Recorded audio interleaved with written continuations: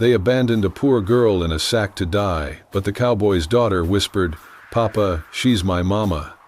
Western Wyoming, early autumn of 1892.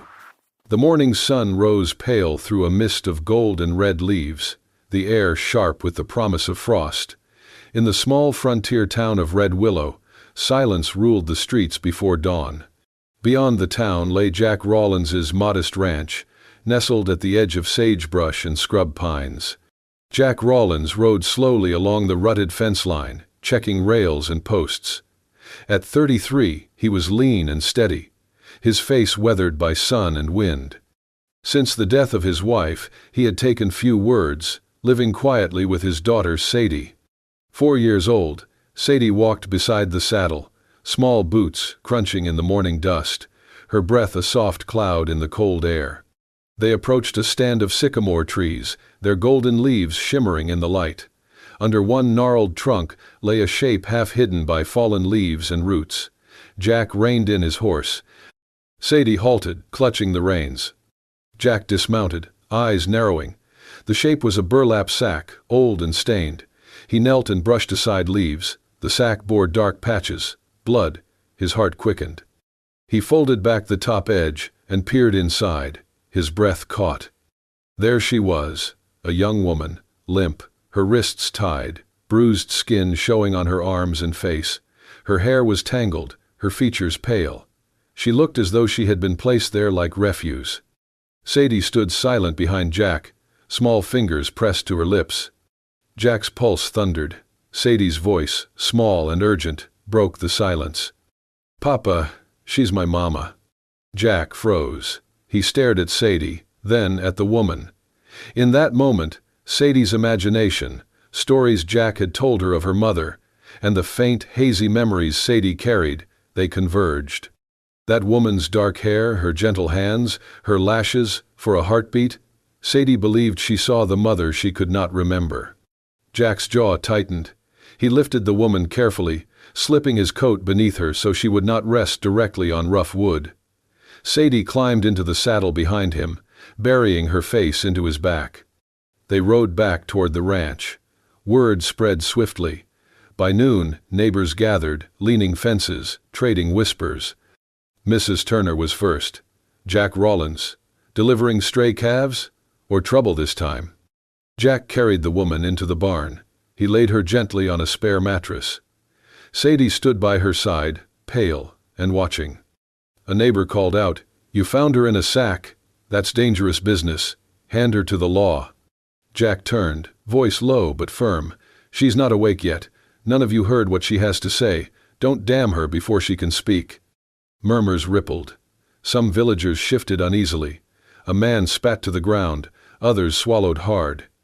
Jack offered no more. He shut the barn doors. Inside, he set a lantern, fed gentle water, covered her with blankets. Sadie tiptoed to the mattress, smoothing the blankets over the bruise-marked arms. Outside, voices rose. She might be outlaw. Maybe she's a runaway. Jack Rawlins ought to turn her in. Jack stood in the doorway, watching faces. He remained silent, hands in pockets, shoulders squared. Sadie slipped behind him, clutching his leg. At dusk, the barn was quiet. The girl still lay unconscious. Sadie sat at the foot of the mattress, toy doll in lap. She whispered, "Mama, Mama," into the dim light. The word hung between them like a prayer. Jack paced among stalls, listening to wind-rattling boards. He would not summon the sheriff yet. He would protect her until she woke. The townsfolk would judge. Rumors would roam. But tonight, in the shadow of the sycamore grove, a broken girl lay safe under his roof, not as a burden, but as a human, in need of mercy. Western Wyoming, 2 days later. The quiet of Jack Rawlins's ranch had been broken by murmurs and boots crunching the gravel path. A dozen townsfolk stood outside the gate, faces pinched with concern and suspicion. Some leaned on fence posts, others held their arms crossed over thick coats. At the center stood Deputy Harmon, his hat low over his eyes, mouth set in a hard line. "You need to let us take her, Jack," he said. "A girl shows up in a bloody sack, beaten half to death, and now she's lying under your roof. That's a whole heap of trouble for one man and a child." Jack stood tall on the porch, arms folded. His eyes were quiet, unreadable. Sadie peeked from behind his leg, holding tight to his pants. "She isn't even conscious yet," Jack said calmly. "You haven't heard her speak. You don't know her name. Don't condemn someone you've never met." Mrs. Turner snapped, "You've got a daughter, Jack. Think of her safety." "I am," he replied, "and I'm thinking of hers too." He nodded toward the barn. The crowd grumbled. Deputy Harmon's brow creased, but after a moment he stepped back. "You'll be held responsible for whatever happens." Jack gave a single nod. "I always am." Inside the barn, quiet returned. The girl still lay pale and still on the mattress. Jack had moved to the corner near the stove. A gentle fire glowed, and the scent of warm broth filled the air. Jack sat beside her with a damp cloth, wiping her brow in silence. Sadie stood at the edge of the cot, her doll in hand. That evening, the girl stirred. She gasped and bolted upright, eyes wide with terror. Her hands clutched the blanket as if it were armor. When she saw Jack, she shrank back, breathing fast and shallow. "Hey, hey," Jack said softly, holding up both hands. "You're safe. No one here's going to hurt you." She looked between him and Sadie, confusion clouding her bruised face. Her mouth opened, but no words came. Her lips trembled. Jack reached into his coat pocket and drew out a folded cloth, pale blue, with worn stitching. He held it out. "My wife used this," he said, "before she passed. It's clean, soft, like peace." He placed it near her, not forcing it. "You don't have to remember everything. Just remember this: you're alive. That's what matters." The girl took the cloth slowly, clutched it to her chest, and curled sideways on the bed. Jack stood and walked to the door, leaving Sadie behind. That night, Sadie sat beside the cot, legs tucked beneath her. The firelight flickered over the girl's face. Sadie leaned close, brushing a finger along the girl's sleeve. "Mama," she whispered, barely audible. "Mama, you're home now." The girl did not open her eyes, but tears shimmered at the corners. The next morning, the girl was awake. She still said nothing. Jack gave her space, leaving a tin mug of warm water by her side and a plate of soft bread. Sadie brought a small wooden brush and handed it up without a word. Later, as the sun slanted through the barn window, Sadie sat on the floor beside her and asked gently, "What's your name?" The girl shook her head. I don't know." Sadie looked at her hair, tousled and dark, catching the red of the firelight. "Rosie," she declared, "like the roses Mama used to press in her books. Your hair is just that color." The girl blinked, startled. "Rosie?" Sadie nodded. "Yes, Rosie." Jack, overhearing from the doorway, didn't argue.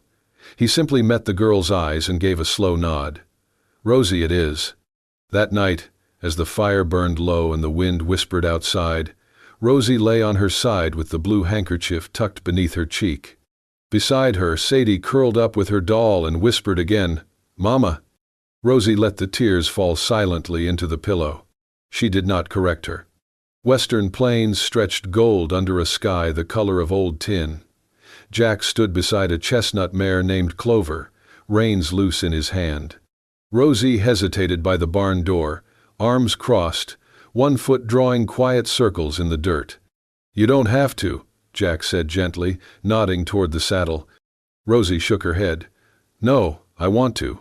The bruises on her face had faded to soft yellow. Her eyes still held shadows, but she stepped forward.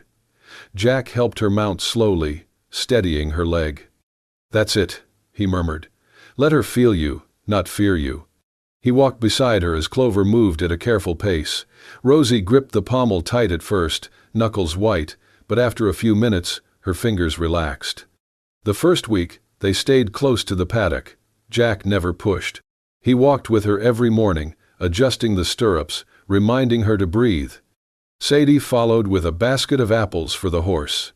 At night, Jack moved the wooden chair a little closer to the fireplace, so Rosie would be warmer.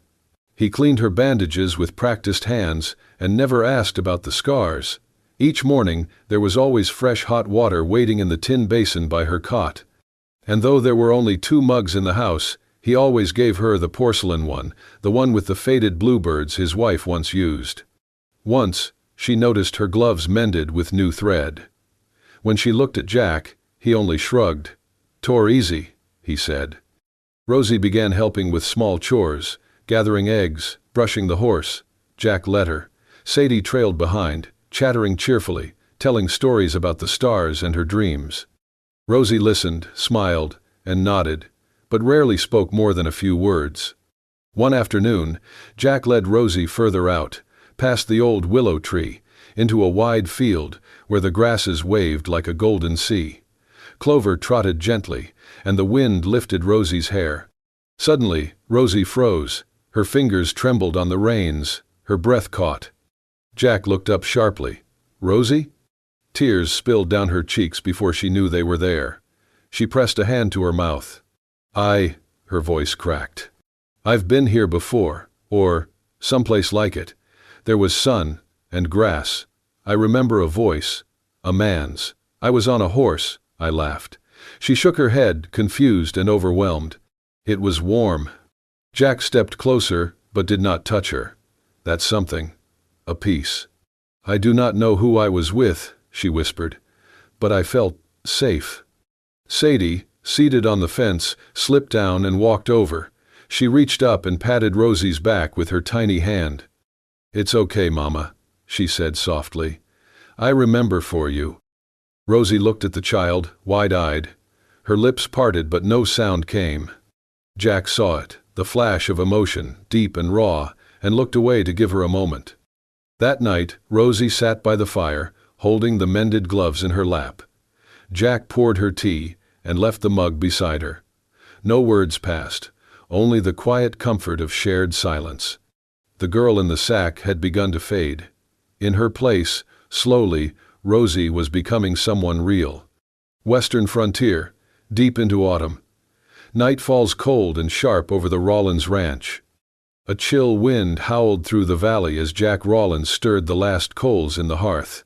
Rosie was asleep in the cot, her leg bandaged from a fall the week prior. Sadie, curled beside her, had long drifted into dreams, her little hand still resting gently on Rosie's wrist. Then came the knock. Sharp, steady, not frantic, not hesitant. Jack moved to the door, revolver holstered at his side, and opened it just a crack. A tall man stood on the porch, coat flecked with dust, a polished silver star glinting on his chest. "Evenin'," the man said. "Name's Darius Finch, detective out of Cheyenne." Jack didn't move. "What brings a city badge out this far?" "I'm looking for someone. A young woman, name unknown. Escaped a children's home 2 weeks ago after it burned to the ground. They say she might have had something to do with it." Jack's gaze stayed steady. "Lots of women pass through these parts. Don't make them criminals." The detective's smile didn't reach his eyes. "This one's different," she ran. "That says something." Jack grunted. "It says she was scared." "Maybe." Finch stepped closer. "Or maybe she's hiding something worse." Jack didn't flinch. "If you've got a name or a face, come back in daylight. Not tonight." Finch narrowed his eyes. "I hear she's injured, taken in by a rancher, a widower with a daughter." His gaze flicked past Jack into the dim cabin behind him. "That wouldn't be you, would it?" Jack's jaw tightened. He didn't answer. Finch gave a cold smile and tipped his hat. "I'll be back. With a warrant, if I must." Then he turned and vanished into the trees. Jack closed the door and bolted it. Behind him, Rosie stirred in the cot, her brow damp with sweat. "What was that?" she whispered, voice fragile. "Nothing you need to worry about," Jack replied, but his voice held an edge. The fire hissed in the hearth. Sadie slept on. But Rosie didn't. Later that night, when all was still, Rosie slipped from bed. She moved quietly, careful not to wake Sadie. She found Jack's old coat and her boots. The fear was back, pressing on her chest, tight and breathless. The detective's voice echoed in her head. She stepped outside into the night. The air was biting cold. The stars shimmered high above. She didn't know where she was going, only that she couldn't stay, couldn't risk putting Jack or Sadie in danger. Behind her, Sadie woke. The cot was empty. "Mama?" she whispered. "Mama?" She ran to Jack's room, panicked. "Papa, she's gone." Jack sat up, heart thudding. He rushed to the door, grabbed his lantern, and followed the small tracks in the frost. "Rosie!" he shouted into the night. "Rosie!" No answer. Sadie trailed behind him, her small legs trembling.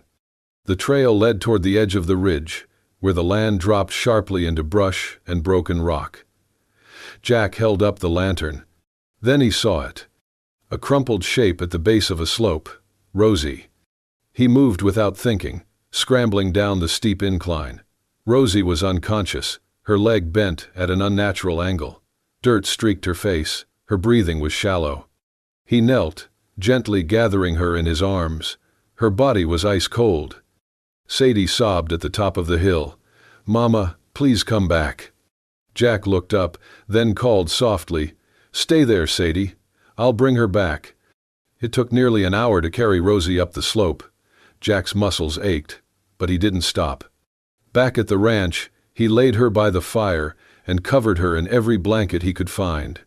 Sadie crawled beside her, holding her hand tightly. Rosie stirred once, eyelids fluttering. "I'm sorry," she whispered, barely audible. Jack brushed her hair back. "Don't be," he said. "You came back. That's enough." Sadie leaned close, her voice soft. "Mama, please don't leave again." Rosie didn't reply, but a tear slid down her cheek. Outside, the wind howled over the hills. Inside, Rosie was home, for now. And Jack knew they weren't just protecting her anymore. They were keeping their family whole. The storm had passed, but a colder one lingered inside the cabin. Rosie lay curled on the cot, swaddled in layers of wool and silence. Her face was pale, her lips cracked from cold and fear. Jack sat beside her, quiet, his eyes watching the flicker of firelight dance across her skin. He had not asked her why she left. Not yet. Outside, Sadie sat on the porch steps, chin tucked into her knees, hugging a ragged old doll. Rosie stirred, her eyelids fluttered, then slowly opened. She looked around, confused at first, then alarmed. Her hands twitched, as if to run again, but her leg betrayed her, bandaged, stiff. Jack noticed. He moved slowly, deliberately, keeping his voice low. "You're safe," he said. "You're home." Her breath quickened. I shouldn't be here." Jack reached over and poured water into a chipped tin cup, handing it to her. "You shouldn't be freezing in a ravine either," he said. "Drink." She hesitated, then took a sip. Her hands trembled. Jack set the cup down. Then he leaned back in the old wooden chair beside her. "I don't know what they said to you," he began, "or what you believe about yourself, but I saw what you did." Rosie looked up, her eyes wary. "What do you mean?" Jack folded his arms. His voice was soft, but certain. "That night before you left, the creek swelled from the storm. One of the colts got out, fell in, you dragged it out, risked your own life, your bad leg and all." Rosie's mouth parted in disbelief. "I saw it," Jack continued. "I was up near the shed. You didn't know anyone was watching." He paused, then said, "If you're a bad person, then you're the first bad person I've ever seen risk their neck to save a drowning horse." Rosie's lips trembled. She turned her face away, ashamed. A tear rolled down her cheek. Jack leaned forward, gently dabbing the tear with a soft handkerchief, the same one his late wife once used. "I don't care who you used to be," he said. "All I know is, you're the one my daughter trusts." His voice cracked slightly on that last word. Rosie began to cry in earnest, quiet, choking sobs that shook her frame. Jack didn't stop her. He just sat there, steady as the old pine walls around them. Moments later, tiny footsteps padded across the floor. Sadie stood near the edge of the cot, holding the worn doll in both hands. Her voice was timid. "Mama," She told me to give this to you." Rosie blinked through tears, confused. Sadie walked closer, lifting the doll with great care. "My mama," she said softly. "Before she went to heaven, she said one day I should give this to someone brave and kind." Rosie reached out, almost afraid to touch it. Her fingers grazed the fabric, old but clean. Her breath caught in her throat. Sadie leaned in, hugging her gently. "That's you." Rosie wrapped her arms around the child, clutching her and the doll to her chest. "I don't deserve this," she whispered. Jack's voice answered from the chair. "Maybe not. But that doesn't mean it isn't yours." Outside, snowflakes drifted like ash over the land. Inside, a fire crackled, warm and patient. For the first time since waking in a sack under the sycamore tree, Rosie felt something shift, soft and dangerous and beautiful. Hope. Rosie sat alone beneath the cottonwood tree behind the barn. Her leg had healed, but her heart had not. The wind stirred through the branches like whispers from a life she had tried to forget. And now, it was all coming back. She had been 10 when they brought her to Hollow Creek Orphanage, a bleak building at the edge of nowhere, with broken windows and colder rules. The children never smiled. The adults rarely spoke, except in commands. Years passed in silence and suspicion. She learned to keep her head down, her mouth shut. But the older she got, the more she noticed. Children disappearing in the middle of the night. New ones arriving with no names, no pasts.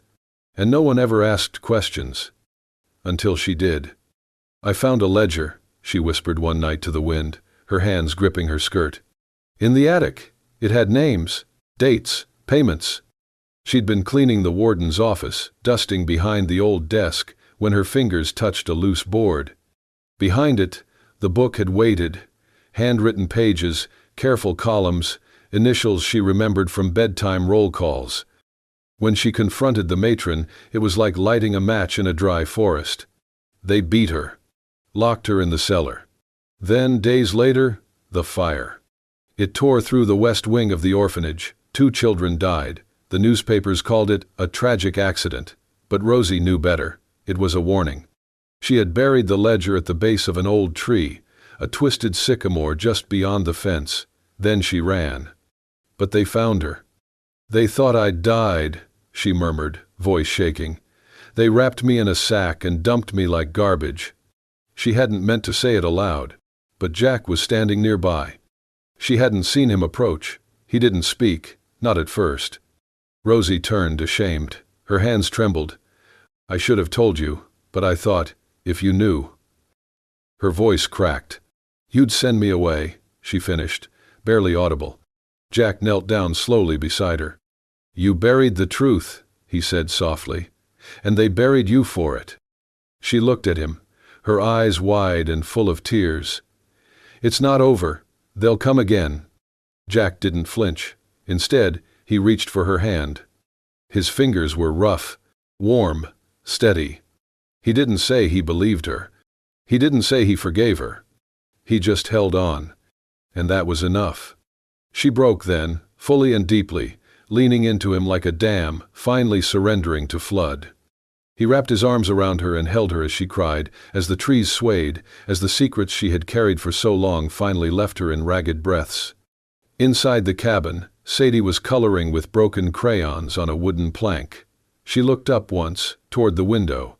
She saw Rosie and her father in the distance, not speaking, just holding each other. She smiled to herself, then returned to her drawing. It was 3 stick figures, one tall, one small, one in the middle with curly hair and a dress. A family. Outside, the wind picked up, and beneath the earth, buried deep at the roots of a gnarled tree, the truth waited in ink and paper and silence, waiting for the day Rosie would dare to dig it back up. But for now, she had something else. Someone else. A place not just to survive, but to be believed. To be loved. Late afternoon, the wind heavy with storm. The knock came like thunder. Jack opened the door slowly. 2 men stood outside, one in uniform, the other with a badge pinned to a dark vest. Their horses were tied at the gate. The air between them and Jack held no warmth. "Jack Rawlins?" the officer asked. Jack gave a quiet nod. "We've come for the girl. Name's Rosie Bellamy. We have a warrant issued from the state capitol. Arson. Suspicion of manslaughter. She's to come with us." From inside, Rosie froze. The name, her name, echoed too loudly in her ears. She had known this day might come, but it still struck like lightning. Jack didn't move. "You're making a mistake," he said, voice low. The detective stepped forward. "That's not your decision. If she's innocent, she'll prove it in court." Jack turned to call for Rosie, but she was already at the door, standing behind him. Her eyes were wide, but dry. There was a steadiness to her, born from nights without sleep and days carrying secrets. "I'll go," she whispered. "No," Jack said firm. Just then, a small voice broke the tension. "Wait." Sadie darted from the kitchen, still in her boots, clutching her ragged doll. She ran between Rosie and the lawmen, planting her little body like a fence. "She's my mama," she cried. "Don't take her. You can't." The wind stilled. The air inside the cabin held its breath. The officers glanced at each other, uncomfortable. One lowered his eyes. Behind them, footsteps approached. From the dirt road, townsfolk were coming, quiet at first, then more certain. Men, women, children. Farmers, storekeepers, even the blacksmith's wife. They had seen the riders. They had followed. Rosie stood stunned. Then, from the crowd, a voice called out. "I know that girl," said an elderly woman with silver hair braided down her back. She stepped forward, cane in hand, spine straight. "I worked in Hollow Creek years ago. I know what they did." She pointed a finger at the detective. "That child is telling the truth." A murmur spread like wildfire. Heads nodded, whispers turned into words, words into conviction. The sheriff hesitated. "Ma'am, that's not—" "You'll need more than ink on paper to steal her away from us now," the old woman snapped. Rosie looked to Jack, shaken, but he was already moving. He stepped forward, took her hand gently. Then, to the astonishment of all, he dropped to one knee. "If the law needs someone to speak for her, let it be me," Jack said, voice steady. Gaze locked on Rosie's. "If she needs protection, I offer my name. If she needs a future, I offer my life." He pulled from his vest pocket a ring, simple, silver, worn with time. "I'm not asking because of duty. I'm asking because I want this. I choose you." The sun broke through the clouds in that instant, soft gold spilling over the hills. Rosie blinked back tears. The world around her fell away. In the center stood Jack, on one knee. Sadie beside him, still gripping her doll, the town watching, and the law waiting. She nodded. "Yes," she whispered. The crowd exhaled. Someone clapped. A cheer began, cautious but rising. Even the officer cracked a small smile. Sadie beamed. "See? She's ours." And that was how they stood, not as fugitives, but as a family, held together by more than names or records or laws. They were a family by choice, by love. By one brave little girl who had whispered the truth loud enough for everyone to hear. The winter passed with quiet resolve. Snow melted slowly from the ridges, and green buds peeked through the earth like hope returning after exile. Rosie had been cleared. The investigation exposed layers of corruption at the Hollow Creek home.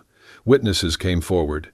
The names she had buried beneath an old sycamore tree, names in that leather-bound book, matched the missing, the lost, the silenced. No one called her a liar anymore. And when the frost finally broke, Jack Rawlins built a small arbor atop the hill behind the ranch, near the same sycamore where it had all begun. It was Sadie's idea. "This is where she came back to life," she said, eyes shining. So it was settled. The wedding would be there. On the morning of the ceremony, the town rose early. Someone brought quilts, another strung up wildflowers on a rough wooden arch.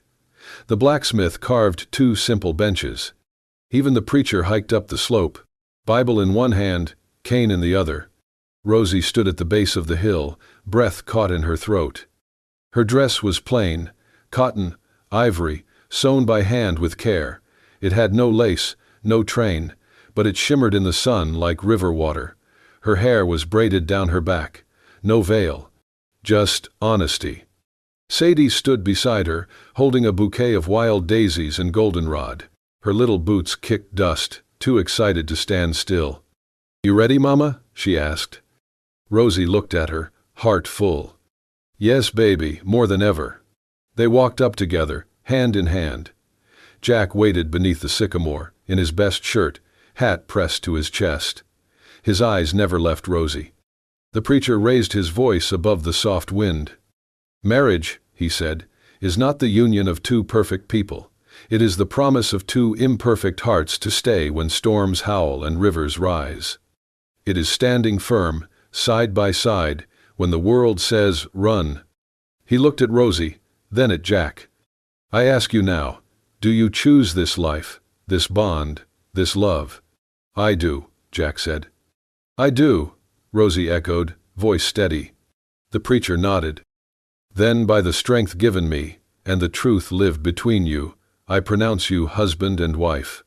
Jack stepped forward, cupped Rosie's cheek, and pressed a kiss to her forehead. "You didn't just survive," he whispered, voice rough with emotion. "You brought us back to life." Tears brimmed in her eyes. Sadie cheered, leaping into their arms. The crowd clapped. Some wiped their eyes. Others laughed softly. The wind swirled through the grass like a hymn. Later that afternoon, the three of them rode together down the hill. Rosie sat behind Jack, arms wrapped around him. Sadie sat on her own little pony beside them, giggling with delight. "Mama," she called, "let's race." Rosie laughed, sunlight in her voice. "All right, sweetheart, but don't go easy on me." The horses thundered into the field, past fences and flowers, through the open land where love had taken root. The past was not forgotten, but it no longer held them. Together, they galloped toward the future, toward spring, toward the promise of every sunrise yet to come. If Rosie, Jack, and little Sadie's story touched your heart, don't let it end here. Drop a comment below. What did you feel when Sadie whispered, "Mama"? Smash that hype button if you believe stories like this deserve to be shared far and wide. And make sure to subscribe to Wild West Love Stories for more tales of unlikely love, quiet bravery, and second chances in the rugged American frontier. We tell the stories